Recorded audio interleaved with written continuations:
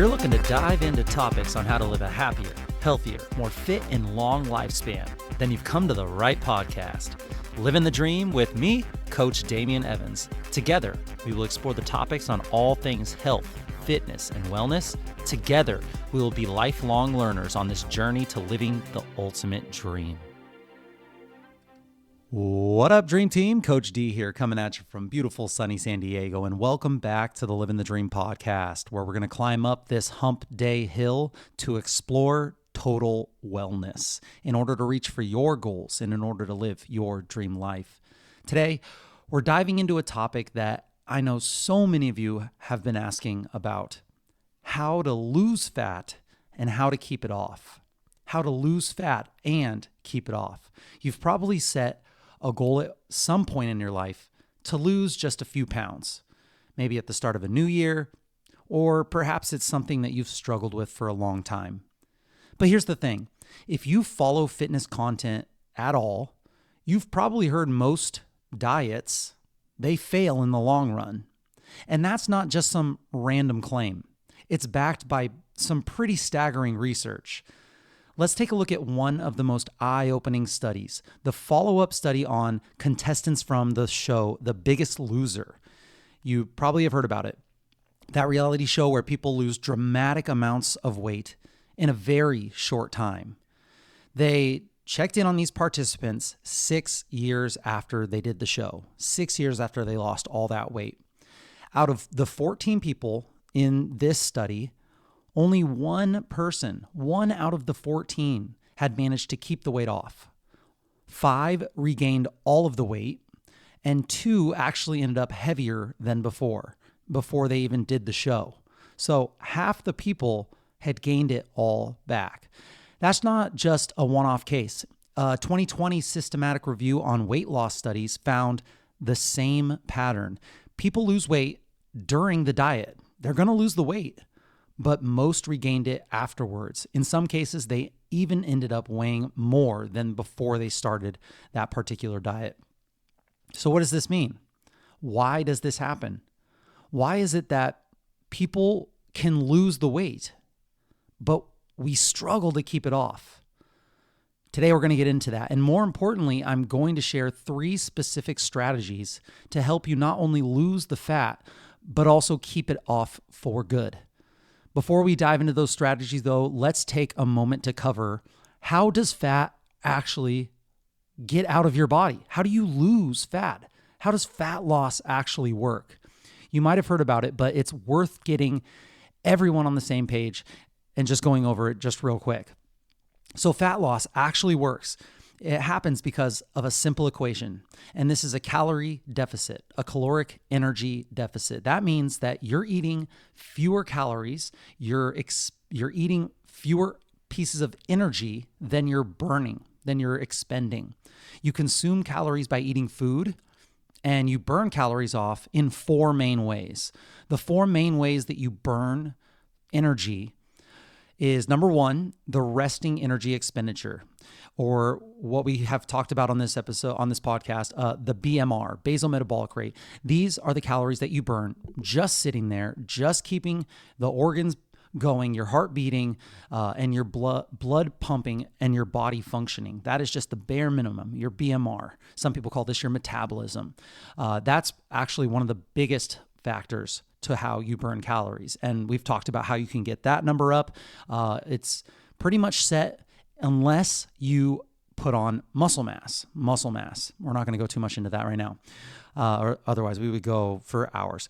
Number 2, another way that you burn energy is called exercise activity thermogenesis, or just exercise.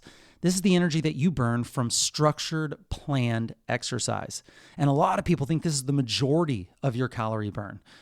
However, if you look at a pie graph of your energy expenditure throughout the day, it's only about 5 to 10% on average. That's if you are someone that works out pretty consistently. That it's probably less than that for sedentary people. And of course, it's going to be more than that, a bigger percentage of the pie for those people that do like triathlons, ultramarathons, those things. So you have your BMR, or your resting energy expenditure. You have your exercise, The next one is my favorite one. I talk about it all the time. Non-exercise activity thermogenesis. It's your NEAT. All of those little movements that you do throughout the day, things like walking, standing, fidgeting, typing, talking with your hands, all that kind of stuff goes into the NEAT category. It's also the one that you can manipulate the best. So if you're someone that's looking to help increase your health, lose body fat, that is one of the bigger levers that you can pull. You can only do so much planned exercise. And in fact, if you do too much too fast, like with anything, the poison's in the dose, you'll end up going the wrong way, which is what a lot of people do. They end up cutting their calories when they're trying to lose weight, and they add a bunch of activity in there, and they end up probably losing weight pretty quickly, but then plateauing and just probably reverting and getting a setback or even bouncing back. So non-exercise activity thermogenesis, NEAT. And the last one is your thermic effect of food. This is just a small number of calories that are burned while digesting your food. Some macronutrients have a higher thermic effect of food than others, protein being the largest one. It takes the most energy to break down protein, which is why protein is a big lever to pull when you're looking for fat loss, because you can get less calories from the food that you're eating, essentially. Plus, you're giving your body the building blocks it needs to build that muscle that you're probably trying to build at some point. So let's say you burn 2,500 calories a day from a combination of all of those four things. And let's say you consume only 2,000. You burn 2,500, you consume 2,000, you'd be in a 500 calorie deficit for the day. If you sustain that diet over a long period of time and you're looking at about 1 pound of fat loss per week, is what the general number is. The biggest thing you want to look at that or get from that is just that if you can sustain that over a long period of time. Some people do a diet for 2 weeks, 2 months, and it might not just be enough to overcome where you're currently at. So if you could just be patient and sustain that deficit, every once in a while you can get yourself into a calorie surplus or a refeed day, and that helps with a lot of different things. But over time, consistently getting into that calorie deficit is how you're going to lose the weight. And most people just aren't patient enough for that. It sounds simple. Just put myself in a calorie deficit, right? But there's just one crucial thing there's more than one thing, but one crucial thing that people often miss is metabolic adaptation. As you lose weight, your body, it starts to burn fewer calories. It's as if you have this really smart AI machine that can predict the future, which is your brain, and you're forecasting that if I continue with this amount of energy expenditure, if I keep fidgeting this much, if I keep fast twitch running up the stairs and all this extra energy that I burn through my NEAT, well, maybe I need to cut that down because who knows when I might be back in a calorie maintenance or surplus. So I'm going to start to rev that down, and that is called metabolic adaptation. You burn fewer calories during your daily living, your exercise, because you're becoming more energy efficient. Your body might become less fidgety. You're eating maybe less food. And so the thermic effect of food decreases. There's just so many variables that go into this. So that's why bodybuilders are so successful in their fat loss goals, because they are just like, I'm going to eat this meal for breakfast, this meal for lunch, and this meal for dinner. And I'm going to do that same thing for however long it takes for me to get to this body composition that I want.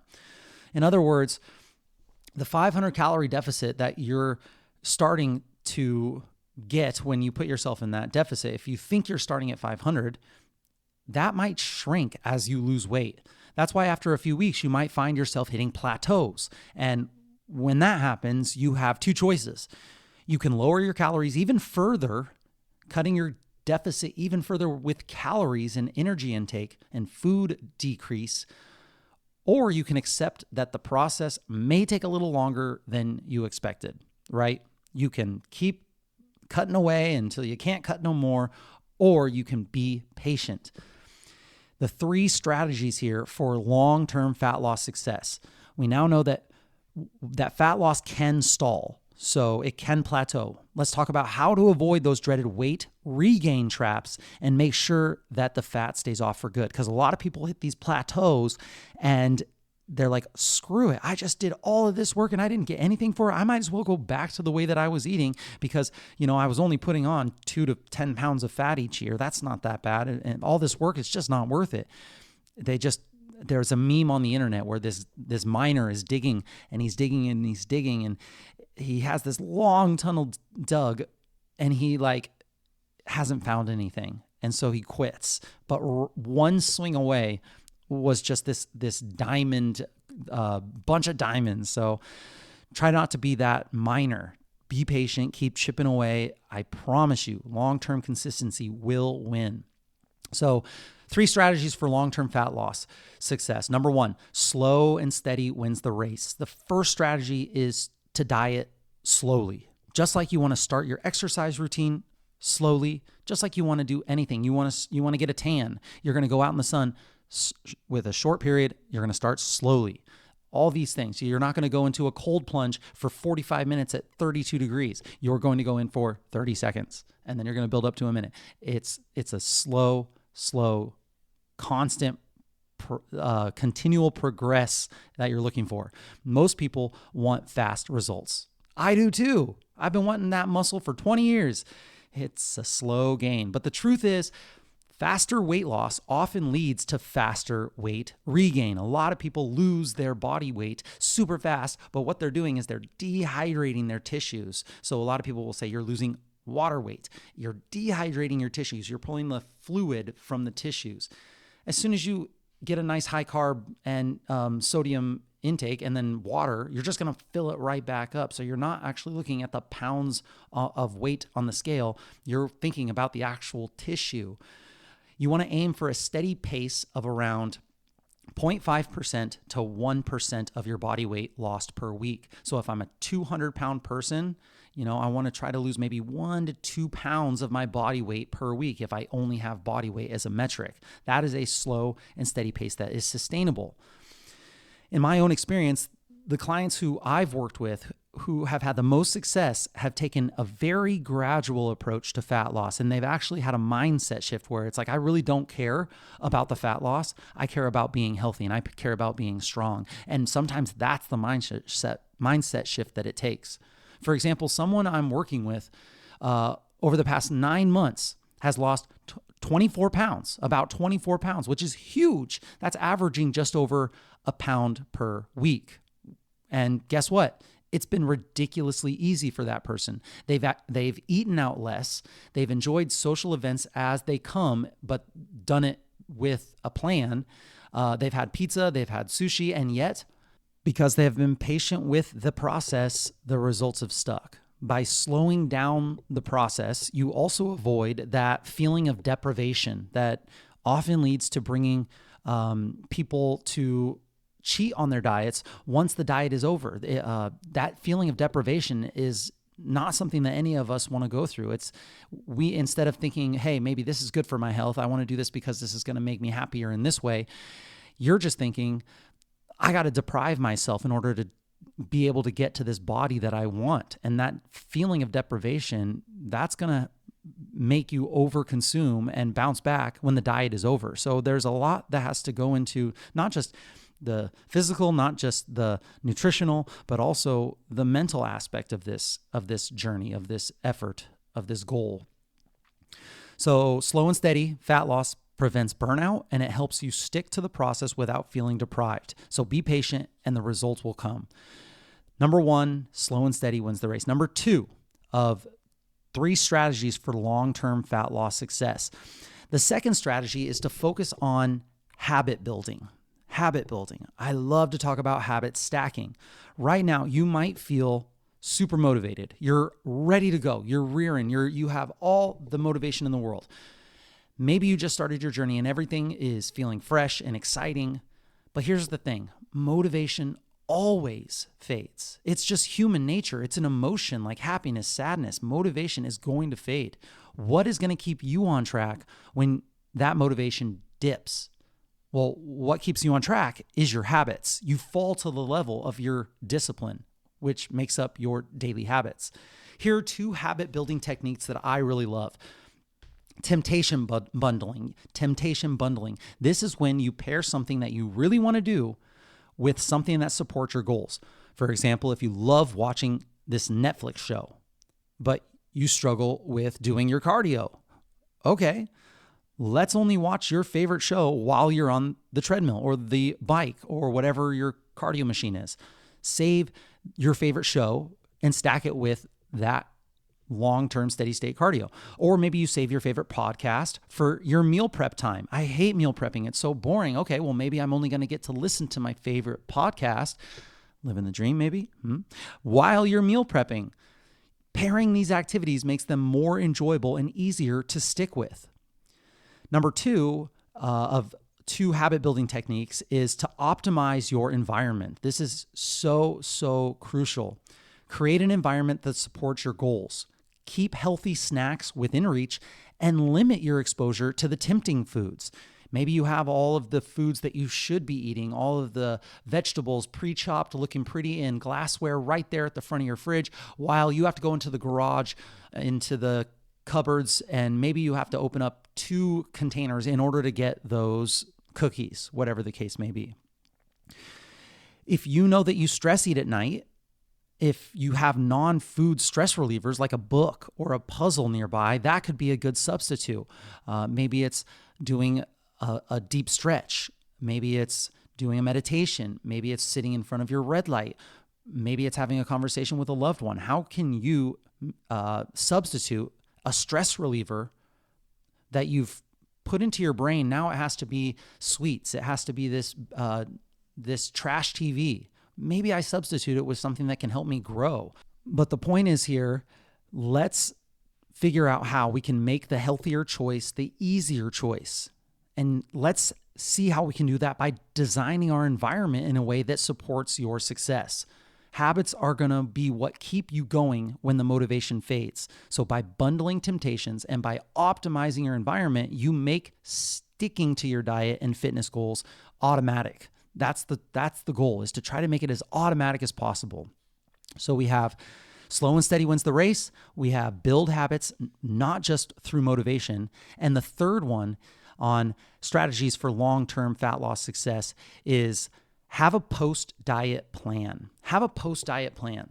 We all think about the 8 weeks that we're going to do that diet, but what happens afterwards? Perhaps the most important thing you need to think about is a post-diet plan. One of the biggest reasons people regain weight is because they have no idea what to do once they hit their goal. They simply go back to their old habits and the weight starts creeping back up. Here's what I recommend you do. As soon as you finish your fat loss phase, you're going to bump up your calories to what we call maintenance. Don't slowly reverse diet over weeks or months. Just go straight back to your new maintenance calories, which will likely be around 200 to 600 calories more than what you were eating during your cut. So 200 to 600 calories, that's not a lot because you didn't go into this big calorie deficit. You're probably only needing to eat about 200 to 600 calories more. So think about is something small that I can add back into my diet. Can I add it through things like protein or healthy whole foods? And from here, you can focus on maintaining your weight and even increasing your calories a little bit further to support training and building muscles. So once you start to get back to maintenance for a while and you feel good, maybe we can start to add a few hundred calories in order for us to start a new strength training program. So we bump up our protein and our calories, we start strength training, and now we put on muscle, which is then building up that BMR, that resting energy expenditure of just free energy that we can be burning at rest. And don't forget, this is where weighing yourself regularly can come in handy. We talk a little bit about how weighing yourself a lot, if it causes negative emotions, if it's just something that really frustrates you and you're not able to really look at it as just data, we talk about how that might not be great, but this is where weighing yourself regularly can come in handy. If you can keep track of your weight 2 or 3 times a week to make sure that you're staying within your maintenance range, because let's say that 200 to 600 calories was just a little bit too much. You start seeing that weight creep up a little bit faster than you want it to. You can know that, okay, I need to drop that down just a little bit. And I know sometimes it's hard to think about what calories are, but if you just turn the label over on some of that food and just get a good idea, or if you go to MyFitnessPal and you type in the whole food and how much of it, it gives you a really good idea. This is why I love tracking in some instances, just to be able to calibrate, just how much this food is. Having that awareness is just another tool in your tool belt to help when you maybe are working on intuition. Should I do this? Should I not? And what's really amazing is when you can get to a point where that kind of stuff is just, it comes intuitively to you. That's where you want to get to, where you don't have to track anything. You just are eating to be healthy, and you are eating to build the muscle that you want to build. And then when you really want to dial in a certain goal, you can go back to being really, really specific and true to your tracking. But the key for this strategy is that keeping the fat off is in order for you to do that, you must have a smart post-diet plan. So transition to your maintenance calories right away, and then monitor your weight to maintain your results. So losing fat is one thing. We know that we can lose fat, but keeping it off is the real challenge. By dieting slowly, by building strong habits, and by having a solid post-diet plan, you can break the cycle and maintain your results for life. As you set your fat loss goals here, remember to focus on long-term sustainability. If you focus on long-term, you'll not only reach your goals, but you'll be able to stay there without feeling like you're constantly dieting or depriving yourself. So let me know what strategies have helped you stay lean. If there's something that you've done that has helped you lose the weight and keep it off, let me know what things you struggle with. Are there been certain times in your life where you've gone on a diet and you just can't figure it out? I want to know. Reach out, message me. And as always, keep taking those small steps toward living your healthiest, happiest life. And that's it, my friends. Thank you so much for joining me on this Wellness Wednesday episode of the Livin the Dream podcast. Please share the knowledge that you gain with your friends and family and hold each other accountable. If you enjoyed this content, it really does help a ton. It's a nice non-cost way to support this podcast and get it into more ears. If you could post a screenshot of this episode on your social media stories and include one takeaway that you learned, or maybe send it to a loved one or a friend that you think could benefit from this episode. Let us know what we missed. Let us know what we got wrong. Tell us how you have lost body fat or struggled to lose body fat. We want to know. Message us with any suggestions or tips that would help your Livin the Dream team that we could discuss on future episodes. I'll be right here with you, working on making us stronger, happier, and healthier humans. Until next time, friends, keep living the dream.